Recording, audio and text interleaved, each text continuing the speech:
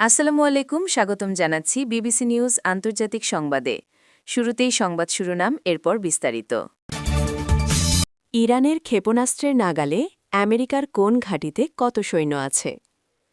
ট্রাম্পের আরোপিত শুল্ক অবৈধ ঘোষণা করল মার্কিন সুপ্রিম কোর্ট। ইউনেস্কোতে মাতৃভাষা দিবস পালন, বাংলাদেশের নেতৃত্বে বৈশ্বিক উদ্যোগ ঘোষণা। প্যারাগুয়ের প্রেসিডেন্টকে ট্রাম্প বললেন, আপনি সুদর্শন পুরুষ, কিন্তু আমার পছন্দ নারী। দর্শক, এতক্ষণ শুনছিলেন সংবাদ শিরোনাম। এখন বিস্তারিত। আপনি যদি ইসরায়েলের ধ্বংস চান এবং মুসলিমদের পাশে থাকেন, তাহলে ভিডিওতে লাইক করে চ্যানেলটি অবশ্যই সাবস্ক্রাইব করে দিবেন এবং আপনার মূল্যবান মতামত অবশ্যই কমেন্টে লিখে জানিয়ে দিবেন। এখন বিস্তারিত। ইরানের ক্ষেপণাস্ত্রের নাগালে আমেরিকার কোন ঘাঁটিতে কত সৈন্য আছে? ইরানে মার্কিন সম্ভাব্য হামলা এখন শুধু একটি ইশারার অপেক্ষায় আছে। দেশটিতে আক্রমণ করার জন্য মধ্যপ্রাচ্যে বিশাল সমরাস্ত্রের বহর মোতায়েন করেছেন যুক্তরাষ্ট্রের প্রেসিডেন্ট ডোনাল্ড ট্রাম্প। এই প্রস্তুতি ২০০৩ সালে ইরাক আক্রমণের পর সবচেয়ে বড়। হোয়াইট হাউসও বারবার বলে আসছে যে ট্রাম্প নির্দেশ দিলেই ইরানে হামলা চালাবে দেশটির সামরিক বাহিনী। এর মধ্যে একটি প্রশ্ন বেশ বড় করে দেখা দিয়েছে যে ইসলামী প্রজাতন্ত্রের সঙ্গে দীর্ঘমেয়াদে যুদ্ধ করার জন্য ইরানের আশপাশে যুক্তরাষ্ট্রের কী পরিমাণ সেনা মোতায়েন করা আছে, তাদের শক্তি বা কতটুকু। আবার তারা কি আদৌ ইরানের ক্ষেপণাস্ত্রের নাগালের বাইরে আছে? মধ্যপ্রাচ্যের মার্কিন অন্যতম গুরুত্বপূর্ণ সামরিক ঘাঁটি জর্ডানে অবস্থিত, যেখানে প্রায় ৪,০০০ সেনা মোতায়েন আছে। এই ঘাঁটি ইরান থেকে সবচেয়ে দূরে অবস্থিত, আকাশপথে যার দূরত্ব প্রায় ১,৫০০ কিলোমিটার। কিন্তু ইরান সর্বশেষ যে ক্ষেপণাস্ত্র প্রকাশে এনেছে তা হল কাশেম বাসির, যার পাল্লা ১,৫০০ কিলোমিটার। ইতোমধ্যে এই ব্যালিস্টিক ক্ষেপণাস্ত্র দিয়ে গত বছরের জুনের ১২ দিনের যুদ্ধে ইসরায়েলে সফলভাবে হামলা চালিয়ে এর সক্ষমতা পরীক্ষা করে নিয়েছে তেহরান। এছাড়া খোররাম শহর ৪ ক্ষেপণাস্ত্র প্রায় একই পাল্লার, যা জর্ডান পার হয়ে ইসরায়েলে আঘাত হানতে সক্ষম বলে ইতোমধ্যে প্রমাণ হয়েছে। এরই বাইরে ইরানের কাছে ১০,০০০ কিলোমিটার পাল্লার ক্ষেপণাস্ত্র আছে বলে বারবার হুমকি দিয়ে আসছে দেশটি। এই দাবি সত্য না হলেও জর্ডানের ঘাঁটি ইরানি ক্ষেপণাস্ত্রের নাগালের বাইরে নয়। এই কারণে ইরান বরাবরই বলে আসছে যে আমেরিকা আগ্রাসন চালালে মধ্যপ্রাচ্যে মার্কিন কোনো ঘাঁটি অক্ষত থাকবে না। মধ্যপ্রাচ্যে মার্কিন কোন ঘাঁটিতে কত সৈন্য আছে? ওয়াশিংটন কঠোর বাগাড়ম্বরপূর্ণ বক্তব্য ও ইরানের বিরুদ্ধে হামলার হুমকি দিচ্ছে। তেহরান সেই সঙ্গে এর কিছু মিত্রগোষ্ঠী পাল্টা হুমকি দিয়েছে, যে কোনো হামলার ঘটনায় এই অঞ্চলের মার্কিন ঘাঁটিগুলোতে প্রতিশোধমূলক হামলা চালাবে। ট্রাম্পের আরোপিত শুল্ক অবৈধ ঘোষণা করল মার্কিন সুপ্রিম কোর্ট। মার্কিন প্রেসিডেন্ট ডোনাল্ড ট্রাম্পের বিশ্বব্যাপী শুল্ক আরোপকে অবৈধ বলেছে দেশটির সুপ্রিম কোর্ট। শুক্রবার ২০ ফেব্রুয়ারি দেশটির সর্বোচ্চ আদালতের এক আদেশে বলা হয়, বিশ্বজুড়ে একতরফাভাবে ব্যাপক শুল্ক আরোপ করার মাধ্যমে ট্রাম্প ফেডারাল আইন লঙ্ঘন করেছেন। এটি হোয়াইট হাউসের জন্য একটি বড় ধরনের পরাজয়, কারণ বিষয়টি প্রেসিডেন্টের পররাষ্ট্রনীতি ও অর্থনৈতিক পরিকল্পনার মূল কেন্দ্রে ছিল। একই সঙ্গে ট্রাম্প প্রশাসনের জন্য এটি সম্ভবত রক্ষণশীল সুপ্রিম কোর্টের কাছে সবচেয়ে গুরুত্বপূর্ণ হার।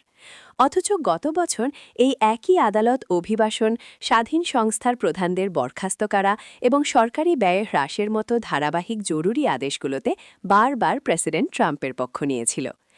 আদালতের বিচারকদের সংখ্যাগরিষ্ঠের মতামত, যার অনুপাত 6-3, লিখে প্রধান বিচারপতি জন রবার্টস বলেন, এই শুল্ক আরোপ আইনের সীমা লঙ্ঘন করেছে। তবে ইতোমধ্যে সংগৃহীত $130 বিলিয়নেরও বেশি শুল্কের বিষয়ে সিদ্ধান্ত কী হবে সে বিষয়ে আদালত কিছু বলেনি। আদালতের পক্ষে রবার্টস লিখেছেন, প্রেসিডেন্ট ট্রাম্প একতরফাভাবে অসীম পরিমাণ, মেয়াদ এবং পরিধির শুল্ক আরোপের অসাধারণ ক্ষমতা দাবি করেন। এই দাবি করা ক্ষমতার ব্যাপ্তি, ইতিহাস এবং সাংবিধানিক প্রেক্ষাপটের আলোকে তাকে অবশ্যই এটি প্রয়োগ করার জন্য কংগ্রেসের স্পষ্ট অনুমোদন দেখাতে হবে। আদালত জানা ট্রাম্প যে জরুরি ক্ষমতার ওপর নির্ভর করার চেষ্টা করেছিলেন তা পর্যাপ্ত নয়। বিচারপতিদের মধ্যে অ্যামি কোনি ব্যারেট, নীল গোরসাচ, রবার্টস ও অপর ৩ জন লিবারেল বিচারপতির সঙ্গে সংখ্যাগরিষ্ঠের পক্ষে মত দিয়েছেন। অন্যদিকে বিচারপতি ক্ল্যারেন্স থমাস, স্যামুয়েল আলিটো ও ব্রেট কাভানা ভিন্ন মত পোষণ করেন।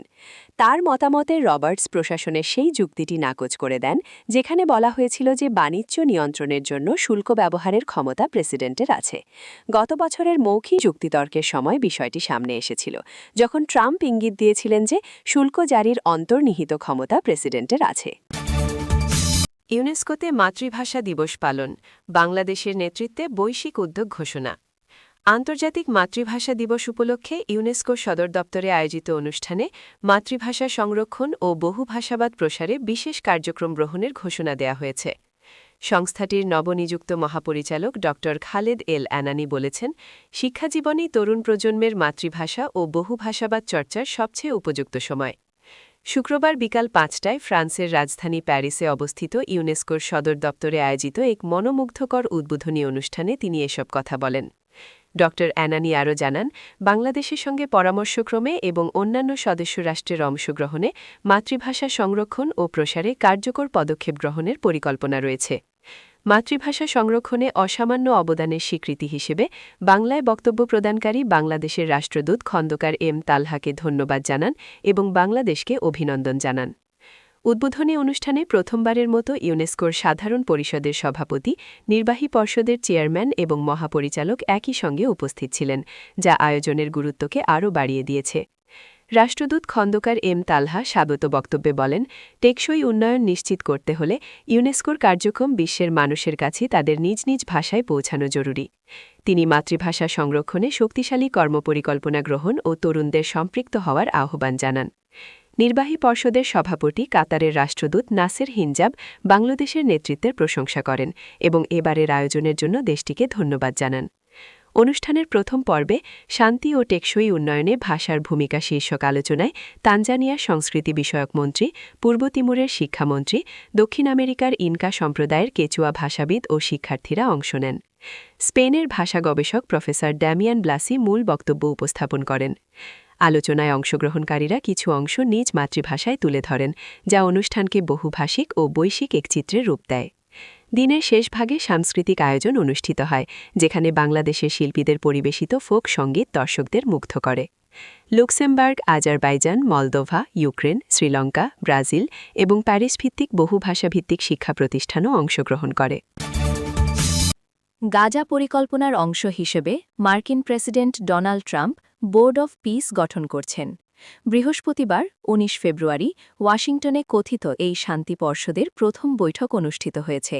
উদ্বোধনী পর্বে ট্রাম্প নিজের প্রশংসা, অন্যদের তুচ্ছ তাচ্ছিল্য করা ও হুমকি দেওয়ার নিজের রীতি অনুসরণ করেননি, বরং তিনি উপস্থিত বিশ্ব নেতাদের ব্যাপক গুণগান গেয়েছেন। ধারণা করা হচ্ছিল ট্রাম্পের বক্তব্য সম্ভবত বেশ দীর্ঘ হবে, কারণ তিনি মূলত পূর্বনির্ধারিত পাণ্ডুলিপির বাইরে গিয়ে তার দ্বিতীয় মেয়াদের প্রথম বছরের সাফল্য নিয়ে আলোচনা করছেন।